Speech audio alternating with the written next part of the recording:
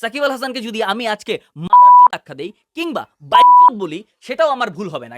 জুয়া, অনলাইন জুয়া, যেটি আপনাকে ধ্বংস করার জন্যই মূলত তৈরি করা হয়েছে, যার কারণে নিঃস্ব হতে পারে একটি পরিবার, একটি গ্রাম, একটি শহর কিংবা একটি দেশ।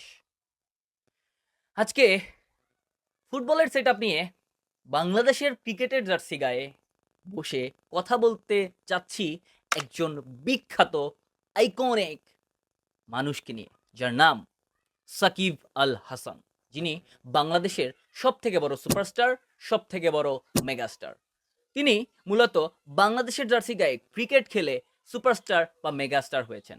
বাংলাদেশের এমন কোনো মানুষ নেই, এমন কোনো শিশু নেই, এমন কোনো বৃদ্ধ নেই যে হয়তোবা সাকিব আল হাসানকে চিনবেন না।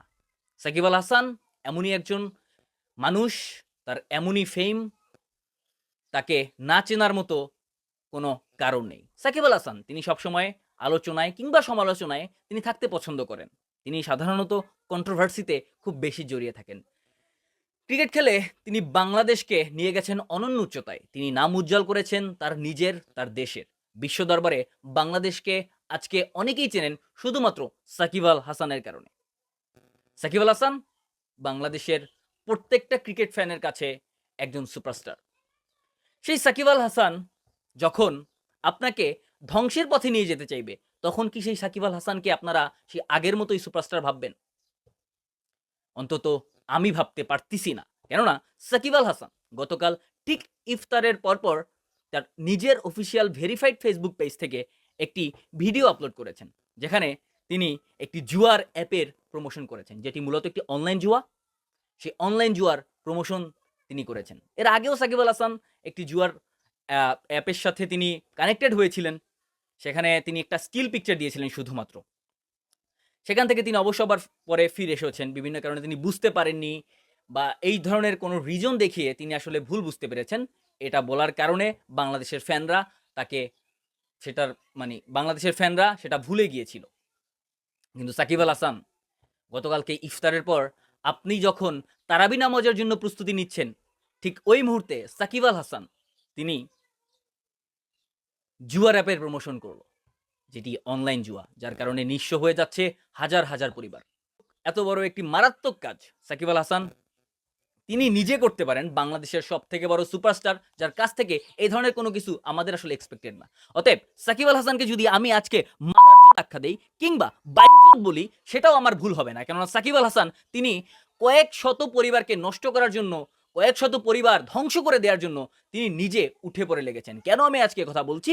আজকে যেই ছেলেটার বয়স মাত্র 6 বছর কিংবা 7 বছর, সেই ছেলেটা অনলাইন জুয়া কিংবা জুয়া সম্পর্কে তার কোনো আইডিয়া নেই, কিন্তু একদম তিনি সাকিব আল হাসানকে চেনেন, তিনি সাকিব আল হাসানকে ফলো করেন, সাকিব আল হাসানের প্রত্যেকটা পোস্ট, কমেন্ট, কথা তিনি সেটা ফলো করেন। আজকে সাকিব আল হাসান যখন তিনি অনেক্সবেটের মতো একটি অনলাইন জুয়ার প্রমোশন তিনি করলেন, সেই ছেলেটা তখন সাকিব আল হাসানের সেই অনলাইন জুয়ার প্রতি তিনি আসক্ত হবেন।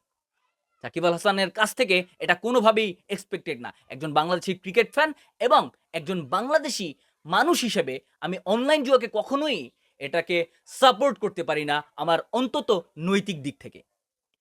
সাকিব আল হাসানকে নিয়ে এর আগেও অনেক বিতর্ক উঠেছে, সেখান থেকে সাকিব আল হাসান পার পেয়ে গেছেন শুধুমাত্র তিনি বাংলাদেশের অন্যতম সেরা ক্রিকেটার এই জন্য।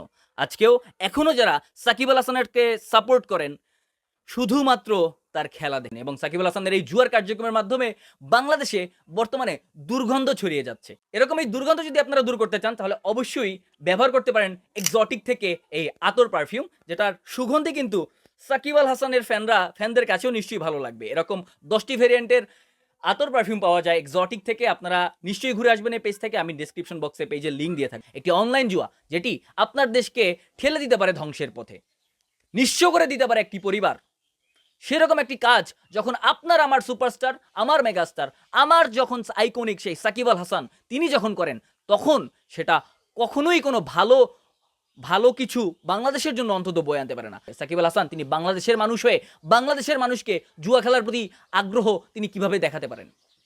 সাকিব আল হাসানের মতো মেগাস্টারের কাছ থেকে আমরা এটা কখনোই আশা করি না। তাই সাকিব আল হাসান এবং সাকিব আল হাসানের ফ্যানরা আমাকে গালিগালাজ করতে পারে, কিন্তু this is the right thing. আপনি যদি সাকিব আল হাসানকে ফলো করেন, শুধুমাত্র তার ক্রিকেট খেলা দেখে ফলো করলে হবে না। একজন মানুষের তার নৈতিক মূল্যবোধ এবং মনুষ্যত্ব দুইটা জিনিস হচ্ছে তার ব্যক্তিত্বের পরিচয় বহন করে। শুধুমাত্র ক্রিকেটার বিবেচনা করলে কখনোই একজন মানুষ পরিপূর্ণতা লাভ করে না। একজন মানুষের পরিপূর্ণতা তখনই লাভ করে যখন আপনি একজন মানুষের ভালো করতে চাইবেন। আপনি জুয়া অ্যাপের মাধ্যমে বাংলাদেশের মতো এই পর্যায়ে এসে আপনি একজন মানুষের ক্ষতি করতে চাচ্ছেন, নিঃস্ব করে দিতে যাচ্ছেন একটা পরিবার, সেটা কখনোই আপনার কাছ থেকে এক্সপেক্টেড করি না আমরা সাকিব আল হাসান।